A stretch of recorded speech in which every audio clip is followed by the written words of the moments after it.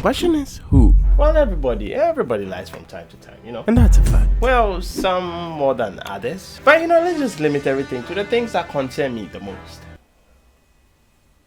See, the thing about music is that it's a wonderful thing. It's lovely. It can control the world and can even control our minds too. Birthday sex. And now that's the only thing they want to be giving us on our birthdays. Ladies, please, there are a lot more you can give us, you know.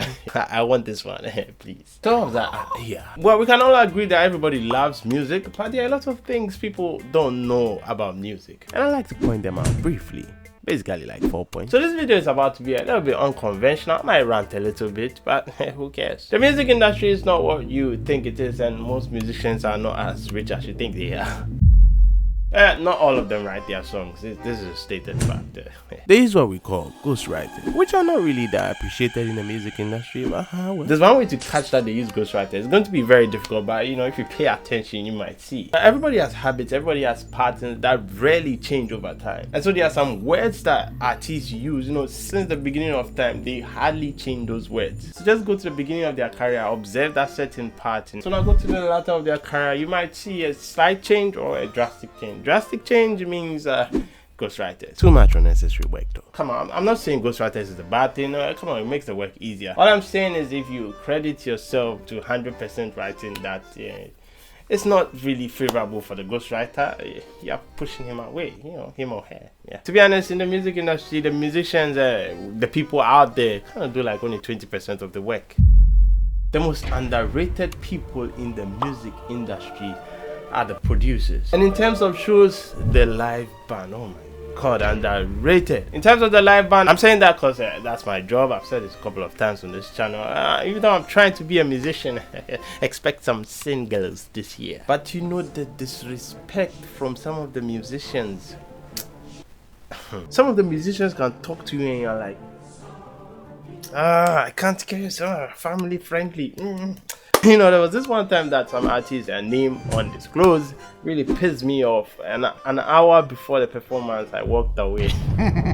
I was so pissed. I was on my way, like, leave and cry. And that nigga had to humble himself quick. So now if I go, who's going to play a show? How are you going to get paid? Or they're gonna, everybody that came there, money wasted. And then when they are done, they give you peanuts after doing a $10,000 spent. When you're serious. Hey, I'm not mentioning any names, so please, I beg you. To the producers too, they don't really get paid. In fact, Ghana producers, Mujiska, they tell you you pay with export. Yeah, serious. Most musicians are overrated. I'm trying to be a musician, but you know, most, I didn't say all, most. The real backbone of the business are not really the musicians. They are the ones that are out there, but the people, the team is the most important thing in the music business. A team. They determine whether you blow or not. So the musicians who are able to take care of their backbone or their team are the ones that actually thrive in the music industry. Because imagine me giving my all to somebody who's also giving his all to me. No homo. Beefs are fake. It's all a facade to just hype up numbers and then rank and keep everybody entertained. I guess we all know this already. A lot of people have done that already. Labels. Labels is a very dicey topic. Short answer, don't sign if you don't have labels. And now to the long answer. You know, in the 90s, record labels used to make a lot of money, you know, by selling records. CDs, cassettes, those stuff. So they didn't really care about what the artist under their label like does with the rest of the money. Once they're making money from the record sales, you know, the CDs and stuff, they were okay. Then the money killer came around. Napster, where you can share the music directly and all those stuff. So wait, then that means that the record labels are about to lose a lot of money because, you know, CDs and all those things are going to be useless. So they devised a strategy, the 360 deal.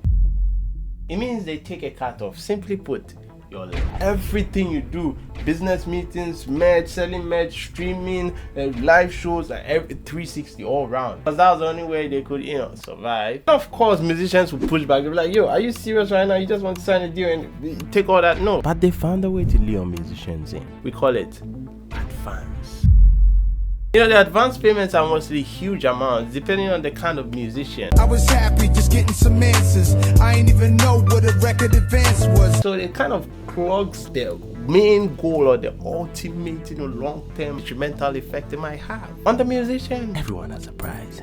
So when I say advance, it's just the money given to you by the record label up front For your upkeep and also to help you record, basically. Scenario: let's just say a record label gives you an advance of $1 million.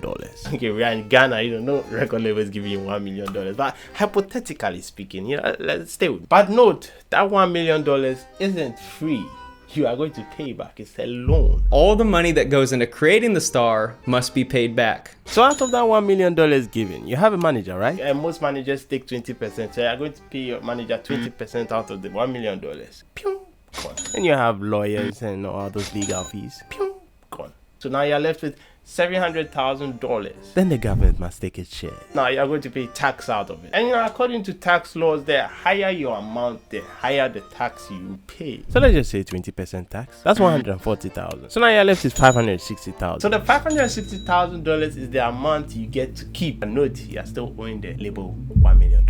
So let's just say fast forward your career does where you hit, you blow, you're at the top of the world. And let's just say you made $1 million in sales your first year. So out of that $1 million generated by you, always remember, the record label always gets paid first. So that means the record label takes their cut from you, mostly more than 50%, but let's just say 50%. Note, that's separate from what you owe them, a cut of every revenue you make, per the number of years you are signed. So out of that $1 million sales that you made, you're left with $500,000. I hope that math is making sense. But remember, you still have a manager, so 20% of $500,000 will be about $100,000.